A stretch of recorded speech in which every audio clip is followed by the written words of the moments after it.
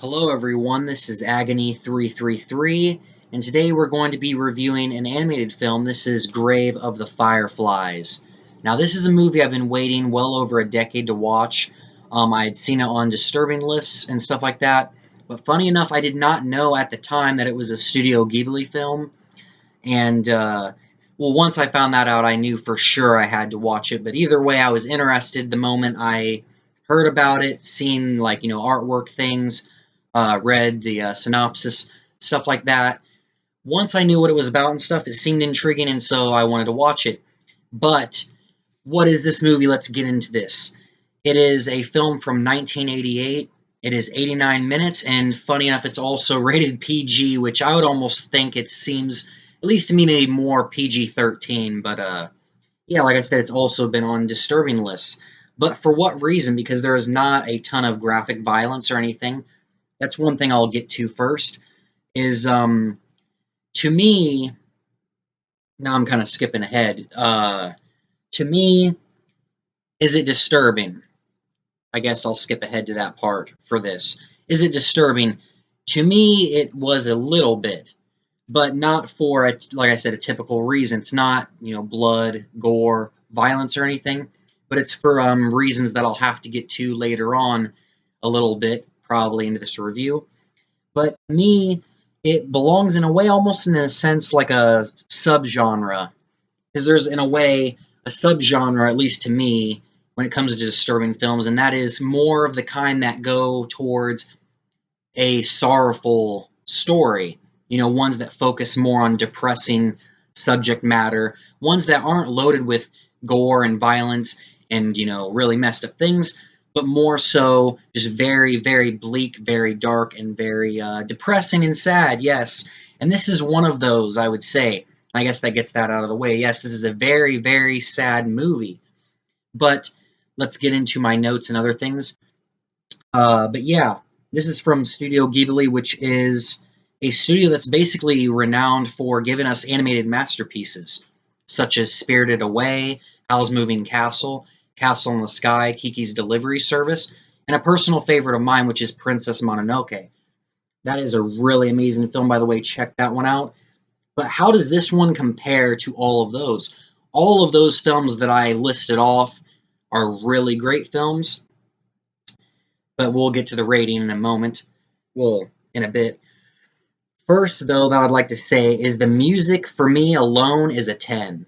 The music in this movie is just fantastic. I've listened to it outside of the film. I've listened to it all the time outside the film since I've watched it and stuff. And it's crazy because, I've obviously never seen the movie until I had picked it up, but it's got like a nostalgic feel to it, even though I've never heard it before. So, it's got like, a nostalgic feel, and it rivals, others like Princess Mononoke and stuff like. So, in terms of even the soundtrack and stuff, it's very emotional. It's just really, really good. And so, like I said, even soundtrack alone is just a 10. But the next thing is, to me, when I heard the name, the thing that like got to me, that intrigued me, that made me, even the name itself of this movie to me, and I keep going kind of like this because I have the movie actually here for once. I've actually remembered to actually bring it up here to show.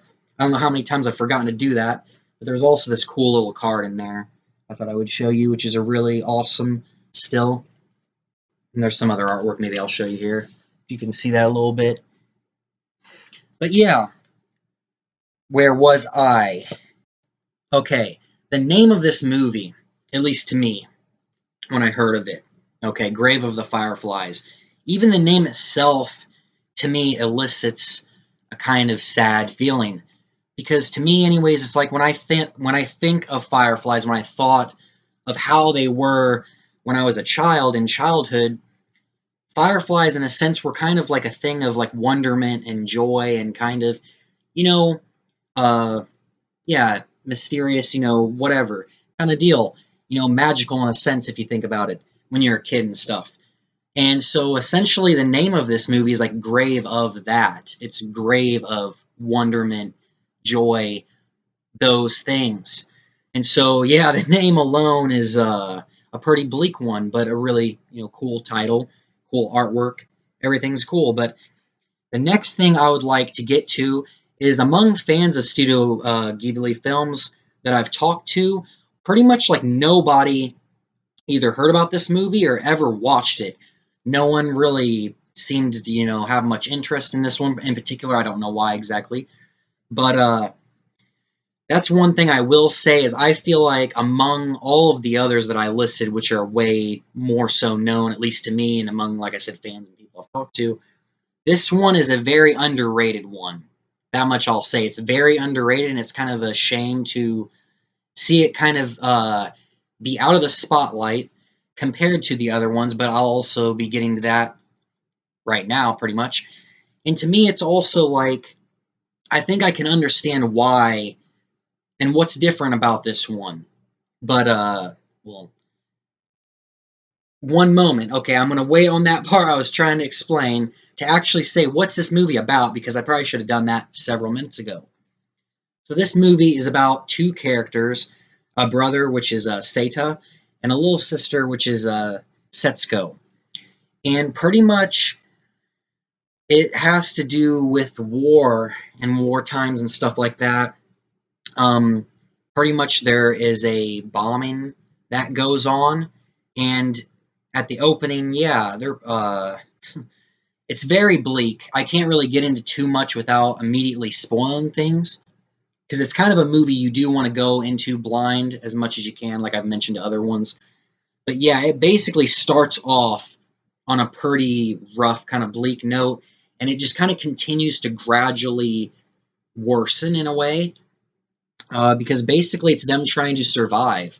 It's them trying to kind of find some hope in war times, basically. And it kind of shows, and like I said, they're kids pretty much. And so it's a very kind of rough tale, and it's a realistic one. And now I'll be getting back into what I was trying to say before on why I could see why this one is in a way set differently. And that is because, in a way, when I think of this one compared to all the other ones, when I thought of like what I think of when I think of a Studio Ghibli film, they're usually, they're like heartwarming, there's optimism, there's kind of like magical moments. They're really, feel good movies in a way. They usually tell a really good tale, very well written, some good emotions, good characters, good music, all that stuff. Like I said, they're masterpieces pretty much. But this one, in a way, has those things, like the masterpiece things, right? But in a way, this is an almost, to me, like an anti-Studio Ghibli film. And what I mean by that is, to me, instead of focusing on all those things that like all those others have that I mentioned, this one focuses on just more realism. It's just realistic, and it's more so bleak. And to me, though, that is why it's probably separated and maybe not as highlighted as much, is because it is its own thing. But to me, that's also what makes this special and why it shouldn't be missed. But yeah, that's what I think sets this apart from all of the others, is just it has a different tone, it has a different feel, and that's what I really love about this film. But anyways, is it disturbing? Yeah, I basically got into that a little bit, and I'll be able to shed more light on in the spoiler section, which is coming up pretty much right now, because yeah, I've basically gone over all of the things. There's no trivia stuff that I was able to really write down. I mean, there is, but nothing that I thought was important to discuss here. I'm trying to think if there's any extra things I'd like to say before just immediately giving the rating, but I think I've pretty much covered things before spoilers. So, how does this compare? In this bit, I'll add, to me, this movie, what was amazing about it was when I watched this movie, it was, like I said, highly emotional. The soundtrack, not even just the soundtrack, the story, the characters, the, dialogue, all the things that happened, very emotional. I don't think I've seen a movie that elicited so much emotions from me in a very long time when I watched this movie. So I highly recommend it if you want a film that's going to give you an emotional response. This one's for you. It's definitely one of the saddest movies I've ever seen. But yeah, it sets itself apart. And the rating I was going to give it, because of it being underrated, not talked about when it definitely should be, and the music and everything else, is I was going to give it a 10. And the other reason also being because, to me, like I said, when it was, it's amazing because when I watched it, it basically, to me, rivaled Princess Mononoke. And like I said, that's my favorite of the Studio Ghibli films that I've watched. And so, to me, to be able to watch this one, when I watched Princess Mononoke in childhood and stuff, and so that's like a childhood movie with nostalgia and all that stuff. When I was able to watch this one and it basically rival and compete and be able to be up there as one of my newfound favorites, says that it's really good. Because, not any movie can just come along and basically make itself even with another movie you have nostalgia for, or one you've, loved for many years. But this one managed to do it. And so, with all those things said, the soundtrack, all of those positives, the fact that it's so underrated, to me, it deserves a 10. It deserves that because it nails all of what it's trying to do so very well. And so I highly recommend, if you like, any of those films I mentioned, the studio itself, if the synopsis or anything you look up seems interesting, you like animated films, you want something that's emotional, something that's going to really make you kind of feel in that kind of feeling and stuff, bleak and all that, I mean, check it out. I highly, highly recommend it. It's a great movie. But all right, on to spoilers. No more messing around. So, yeah, you'll want to go away if you do want to watch this movie, but here we go. It basically opens with them losing their home and losing their mother, and then having to go and stay with their aunt. And so, yeah, it pretty much doesn't mess around too much. I mean, you basically see their home getting bombed. You see them having to run out of there. You see their mother basically suffer from severe burns and die.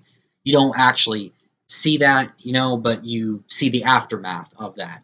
And it's still pretty emotional and terrible because, mainly having to see the brother have to witness that, and then having to try to not only cope with that, but also take care of his little sister while that's going on, is a rough thing to have to witness and see. But then they go and stay with the aunt, and there's another thing I have to get to before I get into more of how the aunt is. But yeah, I really didn't care for her character. Just going to be honest there. But some of the bonding moments, because yeah, this movie was not all 100% bleak. It was not all hopeless.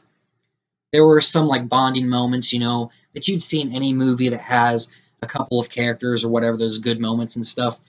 And for those bonding moments, they felt really genuine. They didn't feel written. The dialogue didn't feel written or anything. They just felt really genuine and well done.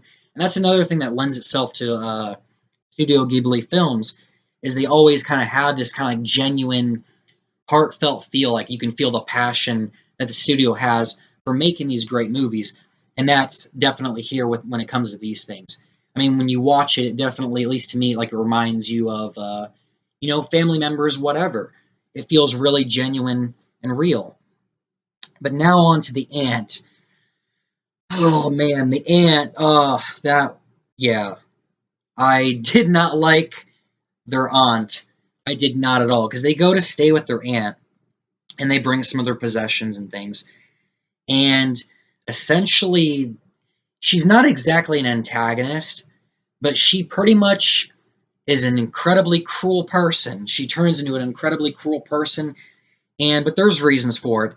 But I just really couldn't see much of her side. I mean, I understand in a way, but at the same time, the thing that got to me, that really aggravated me, that really also stirred my emotions there, was it seemed like, after a while, it was like she really didn't take into account that the children's parents were gone, that they were dead.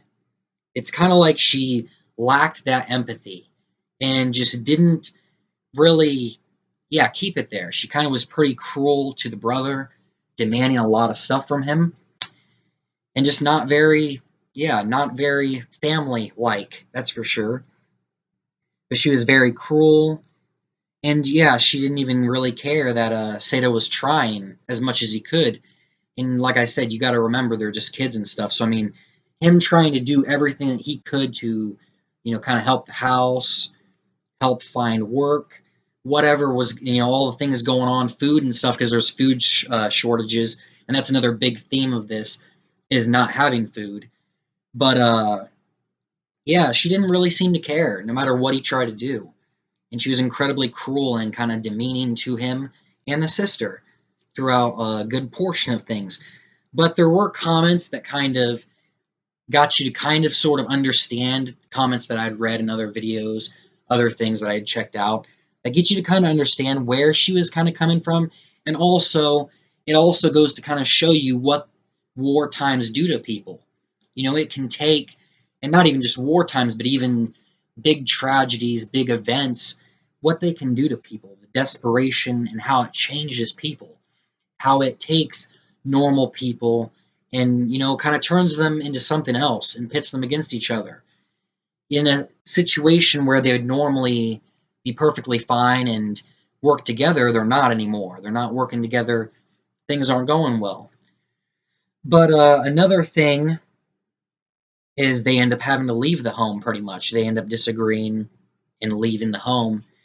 And the hardest part of the film, at least to me, was after that point. Because after that point, it's pretty much the kids on their own, trying to find food, trying to kind of make it on their own, and not being able to go back to the aunt. And that's another thing I was going to say is like, to me, I'm just surprised that the aunt did not just, swallow her own pride. And like I said, there's comments and things that kind of explain the mentality, and you can kind of gather that. But I mean, to me, it's like, I don't know how she couldn't have wanted to figure something out, intervene, swallow her own pride, and go and help those kids for, the dead mother's sake, even. Not even just for their sake, not even for empathy's sake, but you know what I mean? Their family. So to me, it's just crazy to think that she wouldn't remember, her sister and be like, hey, I should do what's right even for my sister who's now deceased and go help these kids. Sadly, that does not happen.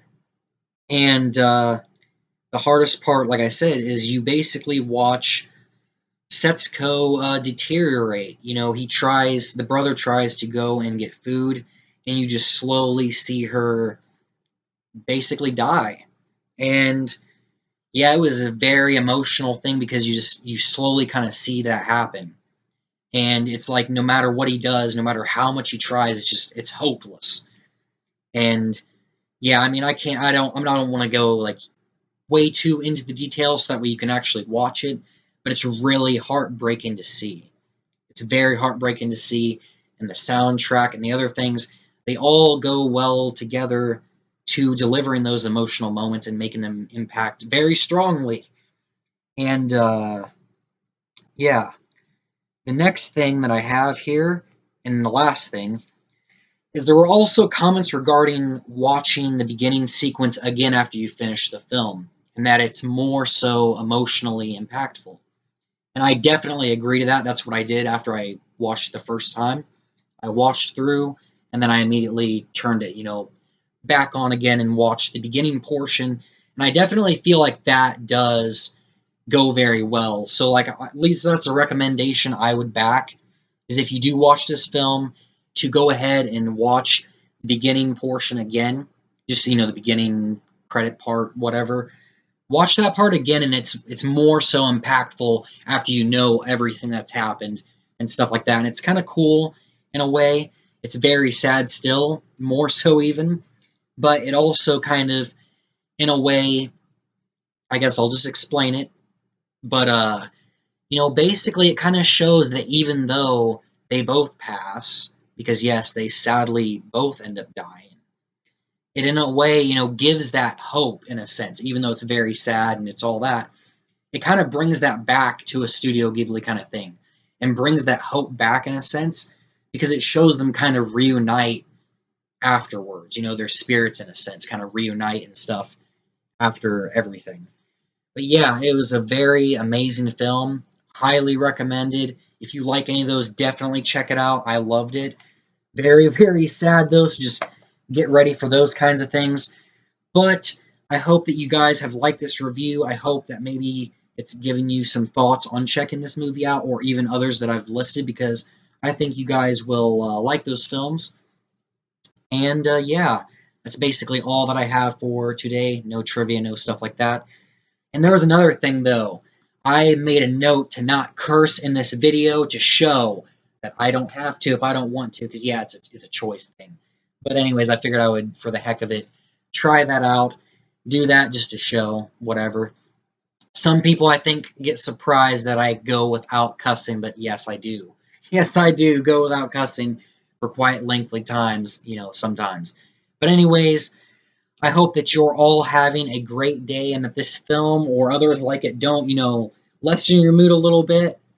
Thankfully, they're just films that we can watch to kind of, be more thought provoking and stuff like that. But thankfully, once the film is over, we can pull ourselves out of it a little bit. But I hope that you're all having a great, wonderful, amazing day.